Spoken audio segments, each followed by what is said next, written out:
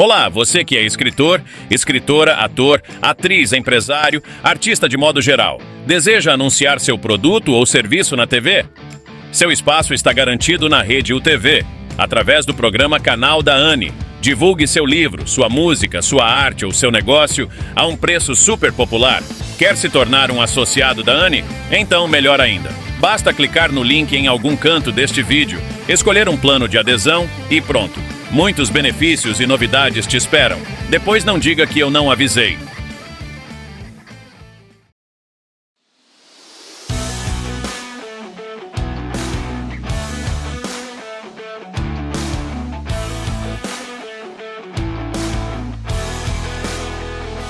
O nosso plano é realizar o seu.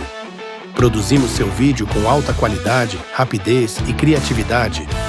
Entre em contato com a gente.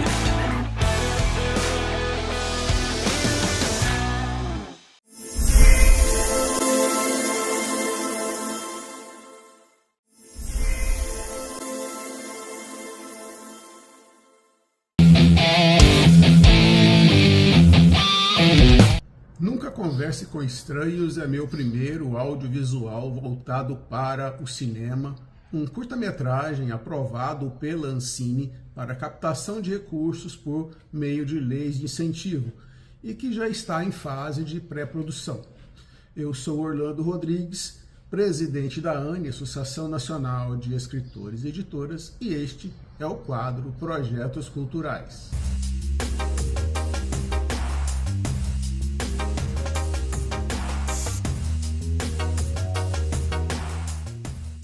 O curta-metragem Nunca Converse com Estranhos é uma obra cinematográfica de suspense sobrenatural baseada no conto homônimo de minha autoria e aprovado pela Ancine para captação de recursos através das leis de incentivo e que se encontra na fase de pré-produção com filmagens programadas para a partir de abril de 2025 e a realização de algumas cenas externas, essas sim, muito provavelmente ainda este ano, em parceria com a Blue Vista Filmes do Brasil.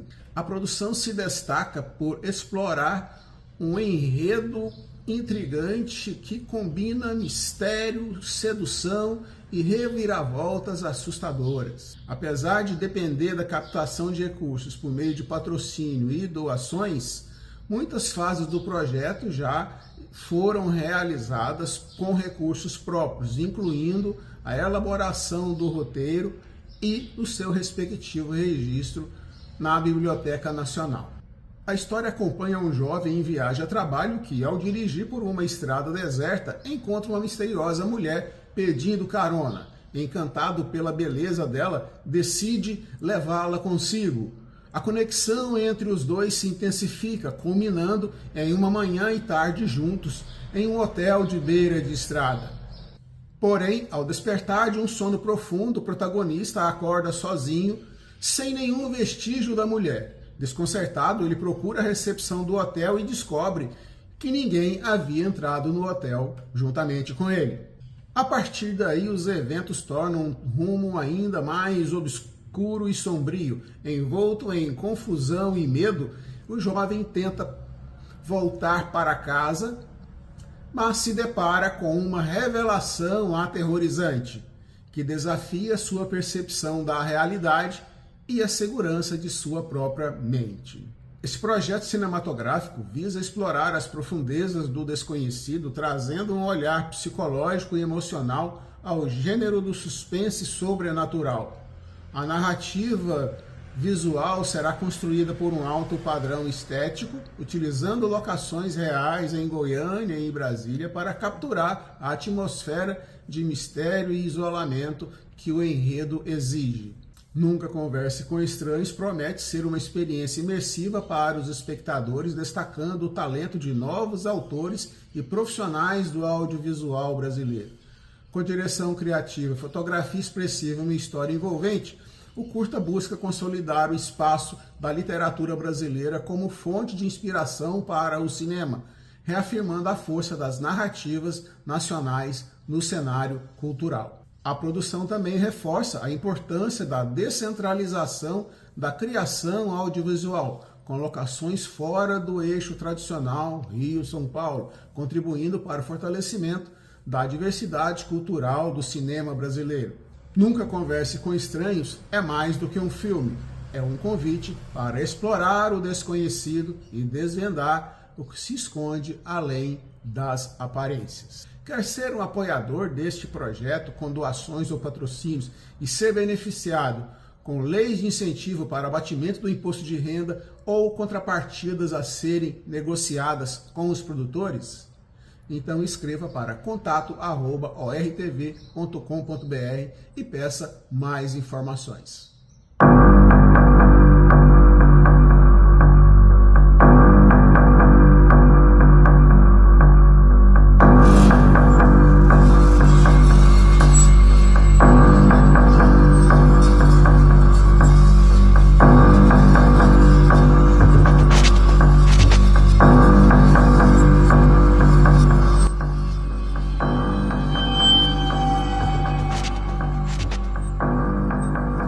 Oi? Você pode me dar uma carona até a próxima cidade? Eu tive problemas com meu carro e estou um pouco atrasada para um compromisso. Essa estrada é muito perigosa e estou com medo. Já vi gente morta aqui.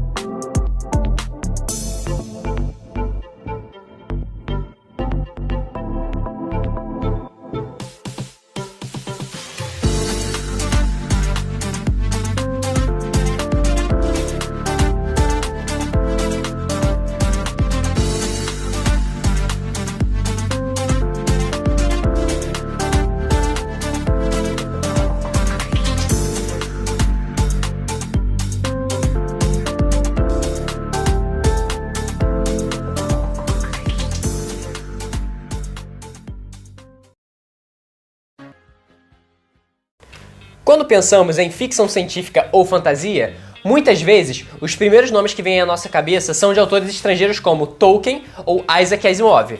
Claro, os caras são incríveis. Mas e no Brasil? Será que também temos escritores explorando mundos fantásticos ou imaginando futuros distópicos? E a resposta é sim. E hoje, eu, Rafael da Mota, um dos embaixadores da ANI, vou te mostrar como a literatura brasileira tem muito a oferecer nesses gêneros. Vamos explorar histórias incríveis e, quem sabe, descobrir novos universos. Vem comigo!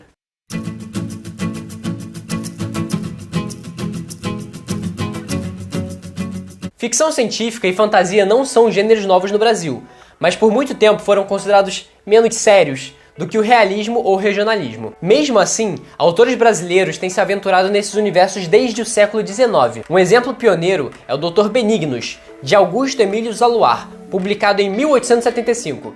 Essa obra mistura ciência, aventura e um toque de espiritualidade, sendo considerada um dos primeiros textos de ficção científica brasileira. Já a fantasia também se enraiza em nossa cultura, inspiradas por mitos e folclores únicos do Brasil. Muitos escritores se inspiram no folclore para criar mundos únicos. E um exemplo disso é a série Cidade Invisível, famosa por trazer elementos do folclore brasileiro para um contexto contemporâneo, misturando mistério e fantasia. Alguns seres como Curupira, Saci, o Boto Cor-de-Rosa e a Iara aparecem na série.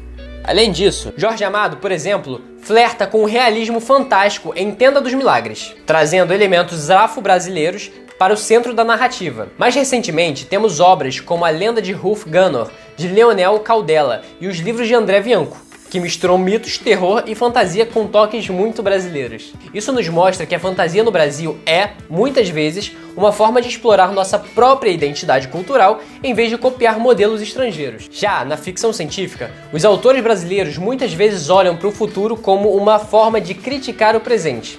É o caso de Ignácio Loyola Brandão com Não Verás País Nenhum, um clássico distópico que imagina um Brasil devastado pela seca e pela destruição ambiental, que sinceramente daqui a pouco isso vai ser bem real. Outro nome importante é Braulio Tavares, autor de A Espinha Dorsal da Memória, que mistura ficção científica com literatura fantástica de maneira única. A ficção científica no Brasil é marcada por essa característica, menos sobre espaçonaves e mais sobre reflexões sociais e culturais. Nos últimos anos, a ficção científica e a fantasia têm ganhado mais espaço no Brasil. Autores contemporâneos como Afonso Solano, com O Espadachim de Carvão, e Fábio Cabral, com O Caçador Cibernético da Rua 13, estão renovando o gênero com histórias inovadoras e protagonistas que refletem a diversidade brasileira. Também não podemos esquecer do papel das editoras independentes do movimento de escritores que têm usado a internet para divulgar suas obras. Hoje, você encontra uma variedade incrível de livros de fantasia e ficção científica escritos por brasileiros, muitos deles explorando temas como inclusão, diversidade e questões sociais. A ficção científica e a fantasia brasileira estão mais vivas do que nunca. Esses gêneros, que antes eram considerados nichos, hoje se tornaram ferramentas poderosas para questionar, inspirar e nos fazer sonhar. E o melhor, eles têm a nossa cara, a cara do Brasil.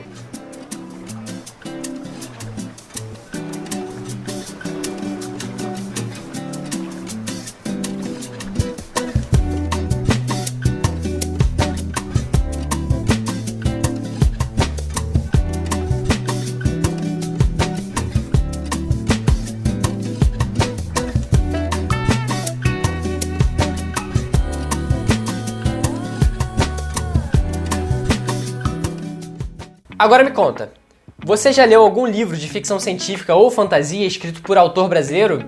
Qual foi? Entra lá nas nossas redes sociais e dá a sua opinião pra gente saber.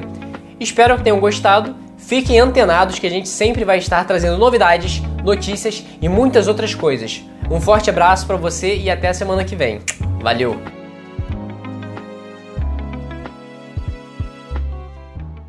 Junho de 1946.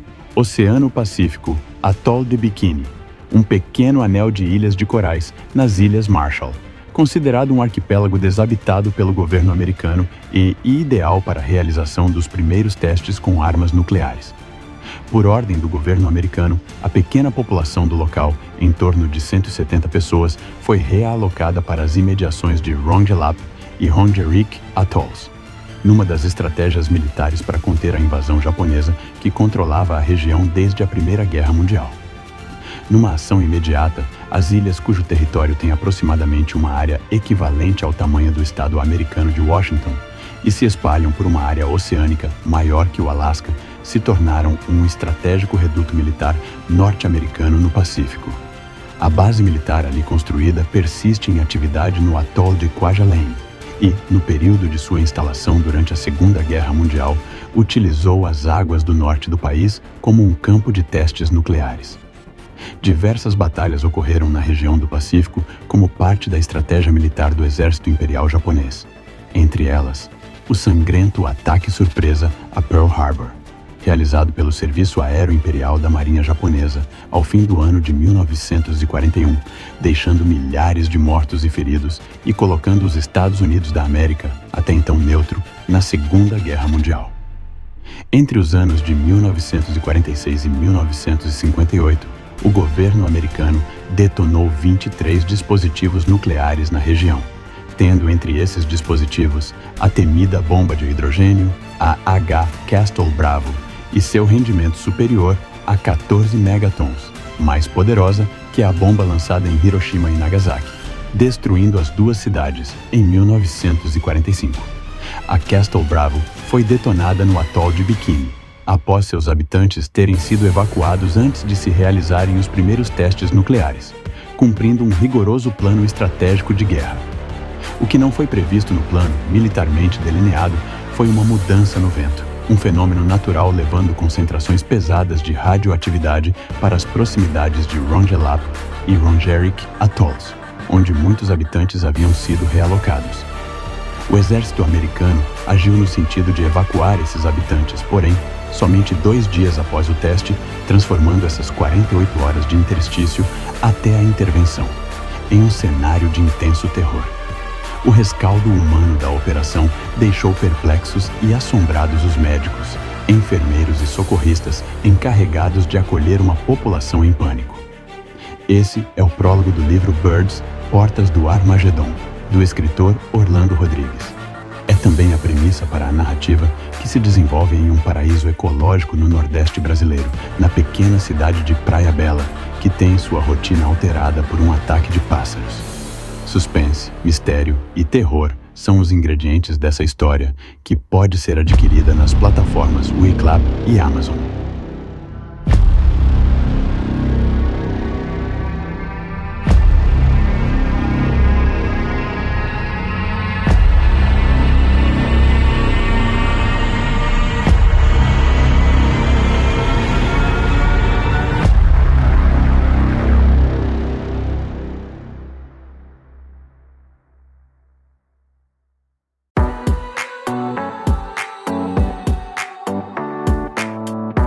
O crescimento e a popularização dos canais de streaming e de vídeo sob demanda, VOD, revolucionaram a forma como consumimos conteúdo audiovisual. Com a explosão de plataformas como Netflix, Amazon Prime Video, Disney+, HBO Max, entre outras, o acesso a filmes, séries e documentários tornou-se mais democrático, permitindo que usuários desfrutem de conteúdos variados em qualquer lugar e a qualquer momento, desde que tenham acesso à internet. Entre as principais vantagens do streaming, destaca-se a conveniência. Diferente da TV tradicional, os usuários têm total controle sobre o que assistir e quando. Essa liberdade é complementada por um catálogo amplo, capaz de atender a públicos diversos com produções de diferentes gêneros, línguas e culturas. Além disso, a ausência de publicidade, em muitas plataformas, é um atrativo significativo, oferecendo uma experiência mais fluida e imersiva. Outra vantagem é o incentivo à produção de conteúdos originais, que ampliaram a diversidade criativa e cultural no setor audiovisual. No entanto, o modelo apresenta desvantagens. A fragmentação do mercado, com a proliferação de múltiplas plataformas, força o consumidor a assinar vários serviços para acessar conteúdos específicos, tornando o custo elevado e, por vezes, insustentável. Além disso, a dependência de conexão estável à internet é uma barreira em regiões com infraestrutura limitada, excluindo parte da população desse modelo de consumo. A obsolescência da propriedade física de filmes e séries também é um ponto de debate. Os títulos podem ser removidos das plataformas, deixando o espectador sem acesso a conteúdos que antes considerava garantidos. Outro desafio é a saturação do mercado, que pode prejudicar a qualidade em prol da quantidade. A competição acirrada obriga as empresas a priorizarem lançamentos constantes, o que nem sempre resulta em produções bem elaboradas. Por fim, questões como algoritmos enviesados, que limitam as sugestões a preferências prévias de seus usuários, podem reduzir a descoberta de conteúdos diferentes e inovadores. Apesar das desvantagens, o streaming segue como um dos maiores avanços na era digital, transformando hábitos e democratizando o acesso ao entretenimento global. O desafio futuro será equilibrar inovação, acessibilidade e qualidade em um mercado cada vez mais competitivo.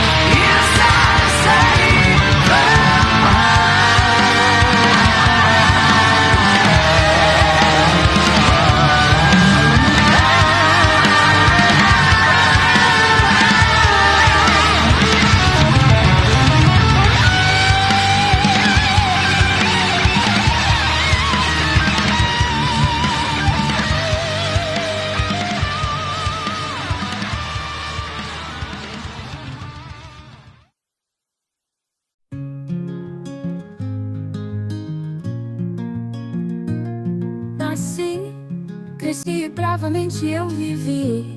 Bem ou mal, estou aqui. E antes disso tudo, o que era eu lá no fundo? Talvez tive que experimentar. O bem e o mal só existem aqui. E em qual decisão mais percebi de que lado peno mais?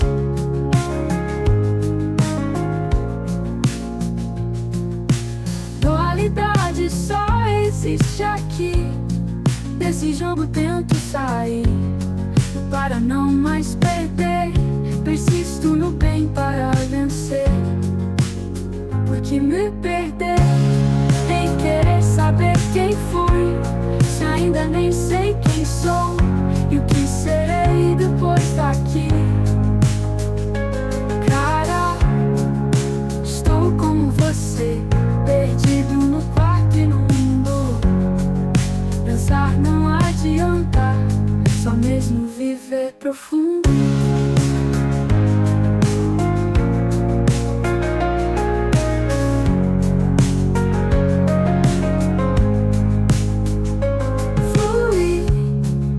Deixar fluir, quem sabe assim